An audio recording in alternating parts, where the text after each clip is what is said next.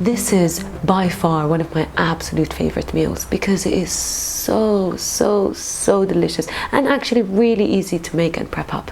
That grilled aubergine or courgettes go so beautifully with that tomatoey, garlicky, tahini sauce that goes on top, and oh my god, you have to try this. It's an absolute must try because it is to die for and it's so easy to make. So if you're out there and you want to try a new recipe, or if you want to impress a guest, then you have to try this recipe because it's so delicious. It's so easy to make, and I guarantee you it will become a staple recipe in your household. If you guys haven't subscribed yet, then please hit the button down below because I will be posting new delicious vegan Middle Eastern recipes every other Wednesday, so make sure you stay tuned. How to make fattet bitinjan. Fattet bitinjan is a delicious aubergine dish, and you can use courgettes instead of aubergine if you want and give it a try, but we're gonna do it with the classic Palestinian or Middle Eastern way with aubergines.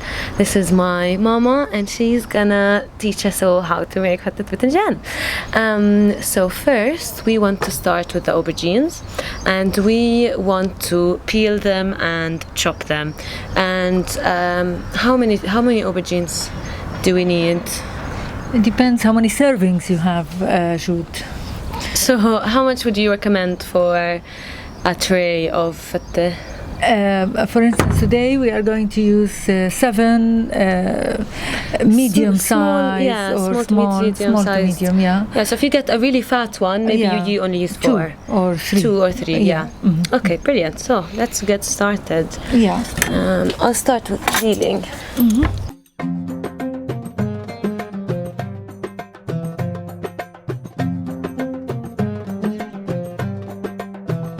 If you don't want to peel it, you can just leave it in the oven and then remove the peel afterwards. Yeah. We can do one like you that. do baba ghanoush, if any of you have made baba ghanoush before. We will do it once. Mm-hmm. So this is how we do it, and then we just do slices.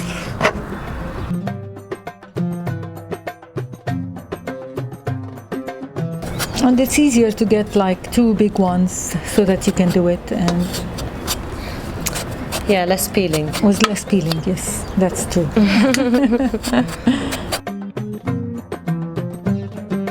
So here we peel the other one. We just slice it, not thin, but maybe medium thin. How would you call that, Ruth? Is that okay? Yeah, medium slices. Mm-hmm. You can see here. I'm terrible at peeling aubergine. I don't really peel anything in England, I'm not gonna lie. You can leave Mama it finished like 5 and I've only done 1. It's so embarrassing. Is this one good, Mama? Yes, okay. Good enough. Good enough. Okay, we just put it on the tray so that we are going to put it in the oven. We whack it a little bit with oil. Be preheated on what now? It's on 250 Fahrenheit. Celsius, I mean, Celsius. So we cut them into cubes. Into cubes, yes. Mm-hmm. We put it into medium-sized cubes. And this is pita bread, huh?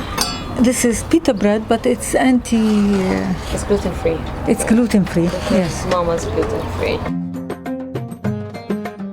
So this is one thing. And now we do the onion. 1 big onion.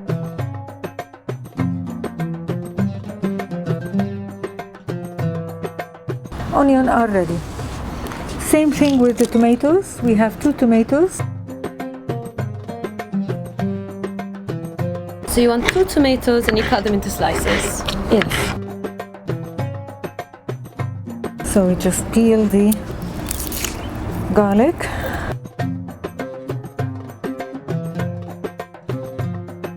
And we need to use the lemon. So squeezing 2 lemons. And I'm just crushing the garlic. And just make sure that you add a bit of salt to make it tasty.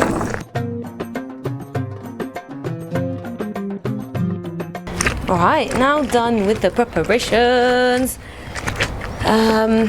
We want to put the aubergine in the preheated oven. Okay, and now we want to add the oil to the aubergines, and we're going to whack them in the oven, in our preheated oven, which was preheated on 250. And now we want to make the lovely sauce. So first we're going to add the oil to the pan, and then we're going to add the onion and the garlic until they get golden brown, and then we're going to add our lovely tomatoes. Okay, let's put the bread in as well now.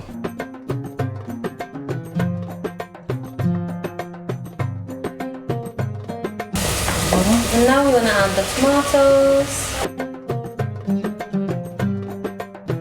And now we want to add salt and black pepper.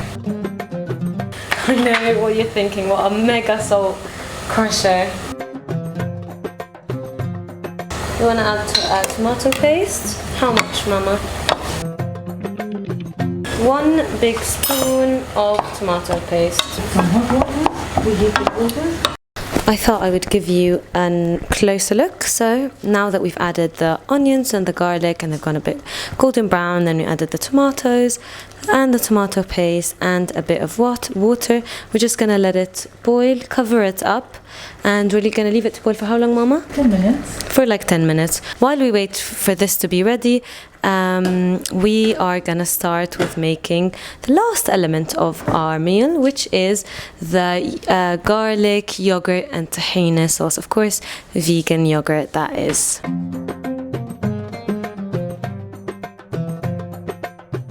Okay, and now we want to make the lovely sauce. So you want to mix some vegan Greek yogurt with topping, as Mama said, with some tahini. How much, Mama, of each? 50-50 of each? 50-50, yeah. So depending how saucy you want it to be, just make sure that you add 50-50.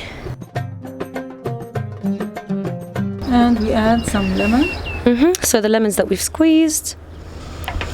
Do we add the 2 lemons that we've squeezed in here? No, just 1 lemon. Just 1 lemon. And the other lemon, what is it for? We'll put it now on top of the bread. On top of the bread, okay. And the bread is ready for us.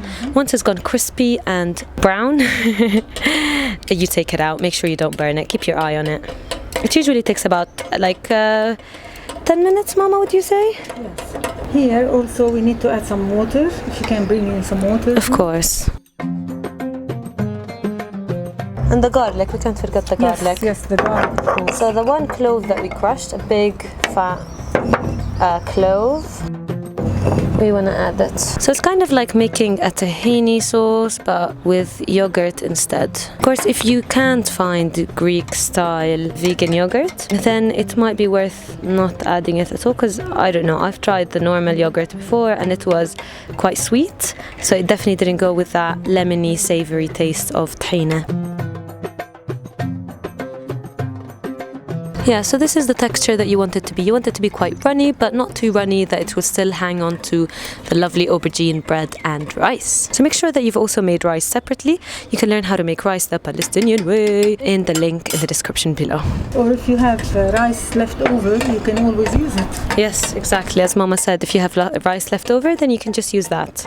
But I know that there's a myth in England about that you can't reheat rice, so people usually make rice as much like exactly according to the recipe. I think that that's a myth. I mean, I know that it's a myth because my mom is a working mom, so she's always used to cook the rice and then we'd come back from school and heat it up, and we've done that all our lives and nothing's happened. So don't you worry about reheating rice, it's a myth. As you can see here, the bread is lovely and crispy, not to burn. And then we've got the aubergines over there. And they are looking well, nice and crispy too. So now we want to move back to the bread because we want to add some lovely, delicious additions. As you guys all know, we love garlic and lemon. So now we just want to add the remaining of the lemon that we had. So that's 1 lemon and 1 crushed clove of garlic. Great. And now that bread will soak up all that amazing flavors. And just keep a tiny bit of the last squeezed lemon that we are going to add to our lovely aubergines. So the bread, you're going to make sure that it's in the baked dish that you're going to add everything to. So everything is going to go into this baked dish at the end. On the next stage, now we want to add our lovely rice, and that's 1 cup of rice. As we said, if you got old leftover rice, that would work absolutely fine too.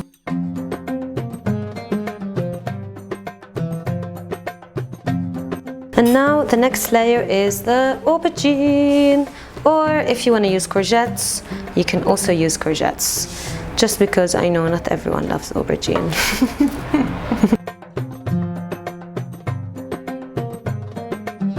And now we add the sauce. And now we add the lovely tomato sauce, the onion, garlic and tomato sauce.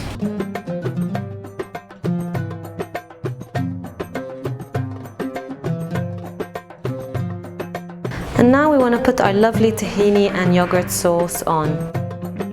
Oh yeah, that looks amazing! And now that we're all done, we're gonna put it for 10 minutes until it looks like it's golden brown. You'll see in a sec. All done. Once it's got nice and crispy, you can just sprinkle some lovely parsley on top and some toasted almonds too. You don't have to cook it. Some people don't even cook it in the oven, and it's just as delicious. So don't feel like you have to cook it, or try it with both. Yeah. And there you have it, a delicious, lovely, easy meal. فتة بتنجان, as we call it. If you guys haven't subscribed yet, then please hit the button down below, because I will be posting new delicious vegan Middle Eastern recipes every other Wednesday, so make sure you stay tuned.